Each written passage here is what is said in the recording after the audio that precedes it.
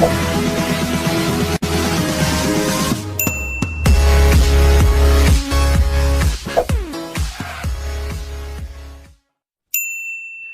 बच्चों, इस वीडियो में हम डिस्कस करेंगे assertion reason question class 11th physics से। और जो चैप्टर रहेगा हमारा वो रहेगा लॉज ऑफ मोशन।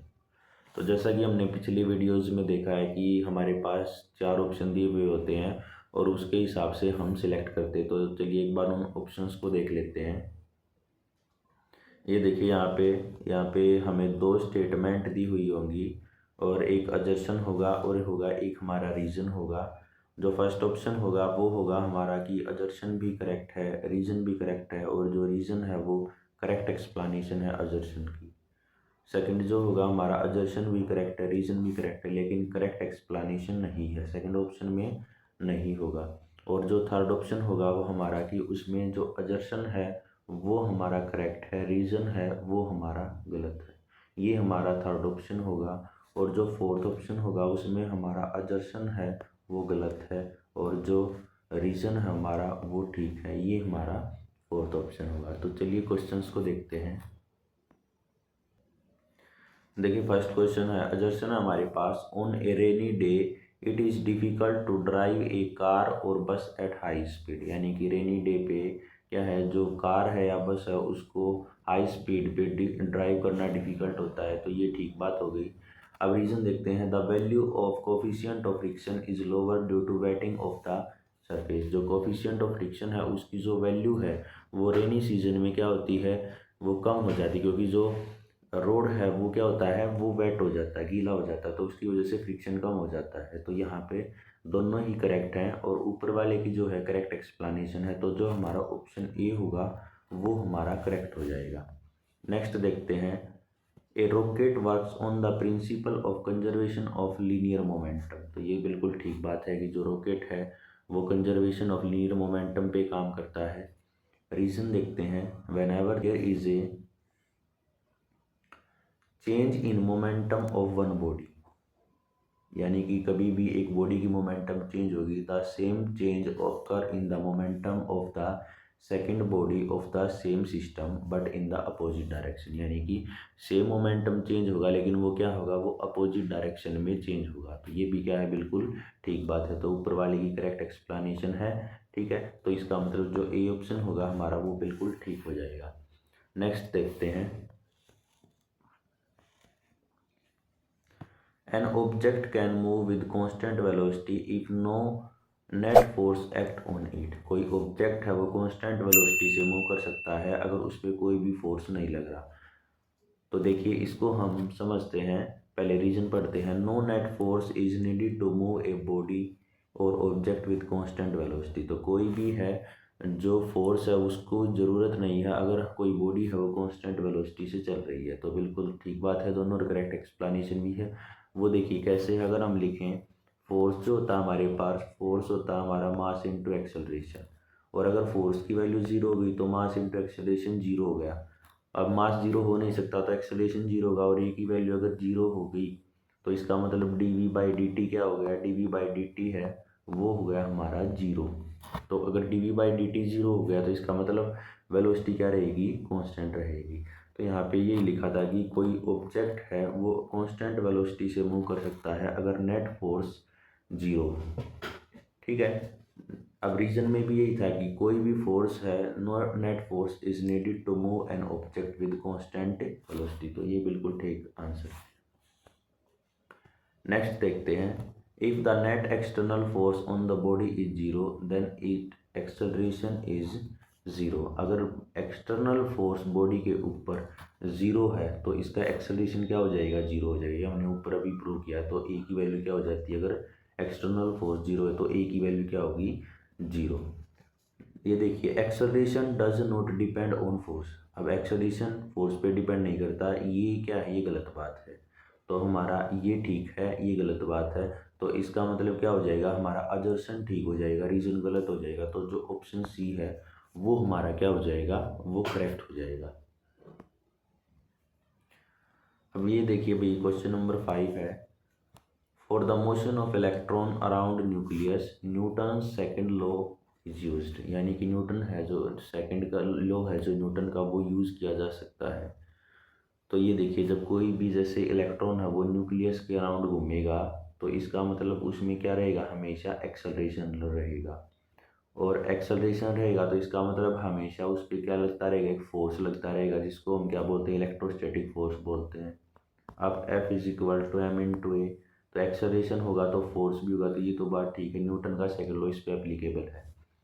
नेक्स्ट देखिए, Newton second law can be use for motion of any object. तो ये बात गलत है कि हर एक ऑब्जेक्ट पे न्यूटन का सेकंड लॉ हम नहीं लगा सकते। तो इसका मतलब जो अजर्शन है हमारा ये करेक्ट है और ये गलत है, तो इसका मतलब जो सी ऑप्शन होगा हमारा वो करेक्ट हो जाएगा। नेक्स्ट देखते हैं, mass is measure of the inertia of body in linear motion. अब लीनियर मोशन में क्या करता है, मास जो है वो इनर्शिया को मेजर करता है, बिल्कुल ठीक बात है। Greater the mass greater is the force required to change its state of rest or uniform motion, यानी कि अगर मास ज़्यादा है तो उतना ही ज़्यादा हमें क्या चाहिएगा, फोर्स चाहिएगा। तो ये भी बिल्कुल ठीक बात है और ऊपर वाले की करेक्ट एक्सप्लेनेशन है। तो इसका मतलब जो ऑप्शन ए होगा हमारा वो ठीक हो जाएगा। अजर्शन देखते हैं 7, impulse of force and momentum are same physical quantity. ये देखिए, इम्पल्स ऑफ फोर्स, इम्पल्स हमने पढ़ा है कि वो फोर्स होते हैं जो बिल्कुल शॉर्ट टाइम के लिए एक्ट करते हैं और मैग्नीट्यूड जिसका बहुत ज़्यादा होता है। तो मोमेंटम और इम्पल्स क्या है, ये सेम फिजिकल क्वांटिटी, ये गलत बात है। इम्पल्स क्या होता है, इम्पल्स को हम आई से लिखते हैं, ये लिखते हैं फोर्स इंटू टाइम, ये इम्पल्स होता है। और मोमेंटम को हम पी से लिखते हैं, ये होता है मास इंटू वेलोसिटी। तो दोनों ही अलग अलग फिजिकल क्वांटिटी है। अब देखिए, both quantity have same units. अब जो दोनों क्वांटिटी हैं उनकी जो यूनिट है वो सेम है, ये रीजन लिखा हुआ है यहाँ पे। अब हम इसको सोल्व करके देखते हैं। अगर हम यहाँ इम्पल्स की यूनिट देखें तो ये हमारा फोर्स है, फोर्स को हम लिखते हैं मास इंटू एक्सेलरेशन, तो यूनिट हो जाएंगी किलोग्राम मीटर पर सेकंड स्क्वायर, ये और इनटू टाइम था तो इसका मतलब सेकंड और मल्टीप्लाई करेंगे तो ये हो गया हमारा यहाँ पे, तो ये होगा हमारा किलोग्राम मीटर पर सेकंड, ये यूनिट बनेगी। तो यहाँ पे ये यूनिट बन जाएगी, इधर लिख लेते हैं। तो इम्पल्स की जो यूनिट होगी वो होगी किलोग्राम मीटर पर सेकंड। ऐसे ही जो मोमेंटम है, मोमेंटम की जो यूनिट होगी, यहाँ मास के लिए क्या आएगा, किलोग्राम आएगा, और वेलोसिटी है तो मीटर पर सेकंड, तो दोनों की सेम यूनिट हो जाएंगी। तो इसका मतलब जो रीजन हमारा वो करेक्ट है, अजर्शन गलत है, तो जो डी ऑप्शन होगा वो हमारा करेक्ट हो जाएगा।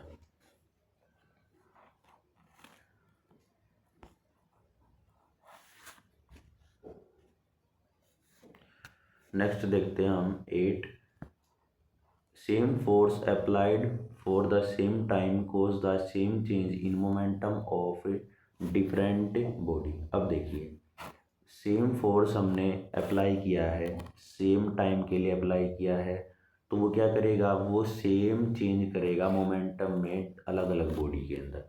अब ऐसा ज़रूरी तो है नहीं, क्योंकि अगर बॉडीज़ का मास अगर अलग है तो इसका मतलब उन पे फोर्स की ज़रूरत भी अलग अलग पड़ेगी, लेकिन यहाँ पे तो सेम फोर्स लगाया हुआ है, तो इसका मतलब ऐसा हमेशा ज़रूरी नहीं कि मोमेंटम में जो चेंज होगा वो इक्वल होगा। तो इसका मतलब ये जो स्टेटमेंट है ये तो गलत है। नेक्स्ट देखिए, the total momentum of an isolated system of interacting body remain conserve. Total momentum जो आइसोलेटेड सिस्टम है उसकी हमेशा क्या रहती है, कांस्टेंट रहती है, तो ये बिल्कुल ठीक बात है। तो ये जो है ये हमारा गलत हो जाएगा, ये ठीक हो जाएगा। तो जो डी ऑप्शन होगा कि ये रीजन करेक्ट है, अजर्शन दूंगा तो ये हमारा ठीक हो जाएगा। नेक्स्ट देखिए भाई, a bullet is fired from a rifle. एक बुलेट है वो फायर हुई है, if the rifle recoil freely the kinetic energy of rifle is more than that of the bullet. जो काइनेटिक एनर्जी है राइफल की वो ज़्यादा होती है बुलेट से, तो ये तो गलत बात है, क्योंकि जो राइफल होती है उसका मास ज़्यादा होता है। और हमें पता है कि जो काइनेटिक एनर्जी का फॉर्मूला हमने निकालते हैं, काइनेटिक एनर्जी होती है हमारे P square divide by 2m, तो मास के तो इन्वर्सली प्रोपोर्शनल होती है। तो इसका मतलब ये जो स्टेटमेंट है ये गलत है। रीज़न देखते हैं, in case of rifle bullet system the law of conservation of momentum violates. यानी कि एप्लीकेबल नहीं होता। तो ये भी हमारा गलत है, क्योंकि law of conservation of momentum applicable है। तो यहाँ पे इस केस में दोनों ही गलत हो जाएंगे तो इस पर्टिकुलर क्वेश्चन में। नेक्स्ट देखते हैं, a cricketer move his hand forward to catch a ball so as to catch it easily without hurting. यानी कि क्रिकेटर है वो क्या करता है, अपने हाथों को फॉरवर्ड करता ताकि जो बॉल है उसको अच्छे से कैच कर सके विदाउट हर्टिंग। रीजन देखते हैं, he try to decrease the distance travelled by the ball so that it hurt less. अब वो क्या करता है, वो डिस्टेंस को कम करता है। अब देखिए यहाँ पे ये चीज़ गलत है।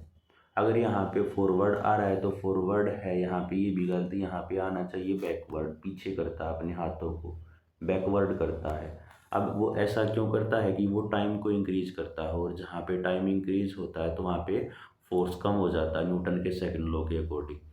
तो इस वजह से वो हाथों को पीछे करता है। तो यहाँ पे अगर यहाँ पे बैकवर्ड है तो ये स्टेटमेंट ठीक है, तो बैकवर्ड है तो यहाँ पे बैकवर्ड लिखेंगे हम, तो ये एजर्शन ठीक होगा यहाँ पे, और जो रीज़न है ये गलत होगा। तो इसका मतलब जो सी ऑप्शन होगा हमारा वो करेक्ट हो जाएगा। नेक्स्ट है, the two bodies of mass capital M and small m are allowed to fall from the same height if the air resistance for each be the same then both the body will reach the earth simultaneously. अगर हम दो bodies हैं, कोई एक body होगी हमारे पास, ये होगी कैपिटल एम और एक स्मॉल एम, इनको अगर हम नीचे गिराएं तो ये कह गया कि यहाँ पे कि दोनों बॉडी हैं वो सेम टाइम पे नीचे पहुँचेंगी, ठीक है, और जो हाइट है वो भी क्या है यहाँ पे सेम है। तो इसका मतलब ये जो स्टेटमेंट है ये बिल्कुल ठीक है, क्योंकि जो नीचे आएंगी तो इनमें क्या होगा, acceleration, acceleration due to gravity, और वो बॉडी के मास पे डिपेंड नहीं करता, वो अर्थ के मास पे डिपेंड करेगा। तो इसका मतलब दोनों ही बॉडी है वो सेम टाइम पे नीचे पहुंचेंगी। तो इसका मतलब ये जो स्टेटमेंट है ये बिल्कुल ठीक है। For same air resistance acceleration of both body will be the same, यानी कि दोनों के लिए क्या होगा, एक्सेलरेशन सेम होगा। तो इसका मतलब ऊपर वाले की करेक्ट एक्सप्लेनेशन हो गई। तो इसका मतलब जो ऑप्शन ए होगा हमारा वो करेक्ट हो जाएगा। नेक्स्ट हमारे पास, a block placed on a table is at rest because action force cancel the reaction force on the block. एक ब्लॉक है उसको हमने टेबल के ऊपर रखा है और वो रेस्ट पे है, तो वहाँ पे जो एक्शन फोर्स होगा वो क्या करेगा, cancel the reaction force on the block. तो ये बिल्कुल ठीक बात, हमारा कोई भी चीज़ रेस्ट पे होती है यानी कि वहाँ पे सारे जो फोर्स होते हैं वो बैलेंस होते हैं। एजर्शन देखिए यहाँ पे ये मिस्टेक, यहाँ पे रीजन आएगा, यहाँ पे रीजन आएगा, reason the net force on the block is zero. तो नेट फोर्स है ब्लॉक पे वो जीरो है। आप देखिए ऊपर वाले की करेक्ट एक्सप्लेनेशन है, तो इसका मतलब जो ए ऑप्शन होगा वो यहाँ पे करेक्ट हो जाएगा। नेक्स्ट हमारा अजर्शन है, frictional force are conservative force. तो फ्रिक्शन फोर्स है वो कंजर्वेटिव फोर्स होते हैं, गलत बात है ये, क्योंकि कंजर्वेटिव फोर्स वो होते हैं जिसमें वर्क टर्न इनिशियल और फाइनल पोजीशन पे डिपेंड करता है, जैसे gravitational force, electrostatic force, magnetic force, ये सब क्या होते हैं, कंजर्वेटिव फोर्स होते हैं। अब फ्रिक्शन फोर्स तो पाथ पे डिपेंड करता है। अब तो इसका मतलब ये जो हमारा गलत हो जाएगा। नेक्स्ट देखते हैं, reason potential energy can be associated with frictional force. तो पोटेंशियल एनर्जी है वो फ्रिक्शनल फोर्स के साथ एसोसिएटेड होती है, ये भी गलत है। तो अगर यहाँ पे कैन है तो ये गलत है, लेकिन यहाँ पे अगर ये कैन नॉट हो गया, can not associated with frictional force, तो ये ठीक हो जाएगा। तो इसका मतलब अगर हम यहाँ पे कैन नॉट ले लेंगे तो इसका मतलब रीजन हमारा ठीक है, अजर्शन हमारा गलत है, तो जो डी ऑप्शन होगा वो हमारा करेक्ट हो जाएगा। नेक्स्ट देखते हैं, a man and a block rest on smooth horizontal surface, the man hold a rope which is connected to block, the man can not move on the horizontal surface. तो यहाँ पर देखिए भाई, यहाँ पे ये जो है हमारी ये स्टेटमेंट गलत है। ये देखिए, जब तक यहाँ पे जो मैन है अगर वो इस बॉक्स के साथ कोई रोप यहाँ पे बंधी हुई है तो इसको पकड़ कर मूव कर सकता है। तो इसका मतलब यहाँ पे जो ये लिखा हुआ है कैन नॉट मूव, तो ये तो चीज़ गलत हो जाएगी, क्योंकि रोप को पकड़ के, क्योंकि कुछ फ्रिक्शन होगा तो उसको पकड़ के तो मूव कर सकता है। अब रीज़न देखते हैं। A man standing at rest on a smooth horizontal surface can not start walking due to absence of friction. तो अगर कोई मैन है वो अगर किसी स्मूथ हॉरिजॉन्टल सरफेस पे है और वहाँ पे फ्रिक्शन नहीं है, अब यहाँ पे सेकंड डायग्राम में देखिए, यहाँ पे ये किसी चीज़ को पकड़े हुए नहीं, तो ये इस पे चल नहीं पाएगा। तो इसका मतलब ये जो है हमारा ये स्टेटमेंट ठीक है। तो अजर्शन हमारा गलत है, रीजन हमारा ठीक है। तो इसका मतलब जो डी ऑप्शन होगा हमारा वो करेक्ट हो जाएगा। नेक्स्ट देखते हैं। नेक्स्ट हमारा question, friction is necessary evil. अब देखिए फ्रिक्शन क्या है, फ्रिक्शन हमारे लिए ज़रूरी है। तो इसका मतलब ये जो है स्टेटमेंट ये हमारी ठीक है।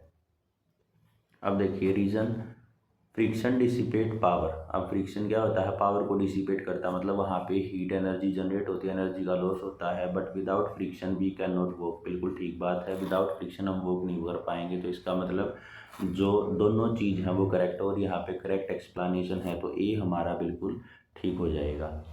नेक्स्ट देखते हैं। ये देखिए अजर्शन है, there is a stage when frictional force is not needed at all to provide the necessary centripetal force on a bank road. यानी कि वहाँ पे एक सिचुएशन ऐसी हो जाती है, एक स्टेज ऐसी आती है जहाँ पे हमें फ्रिक्शन फोर्स की ज़रूरत नहीं होती वहाँ पे, ताकि वो नेसेसरी जो सेंट्रीपिटल फोर्स होता है, जैसे बैंक रोड पे कोई मूव करवाने के लिए इस तरीके से यहाँ पे ये जो इधर फोर्स लगता है, कोई बॉडी इस तरीके से घूमेगी तो सेंट्रीपिटल फोर्स लगेगा, तो उसकी ज़रूरत हमें नहीं होती। तो ये बिल्कुल ठीक बात है। नेक्स्ट देखते, reason on a bank road due to inclination the vehicle tends to remain inward without any chance of skidding. तो यानी कि जब बैंक रोड होता है तो इंक्लिनेशन की वजह से क्या होता है, वो जो व्हीकल है वो क्या रहता है, remain inward without any chance of skidding, तो वो अंदर की तरफ झुका हुआ रहता है। तो ये भी बिल्कुल ठीक बात है और करेक्ट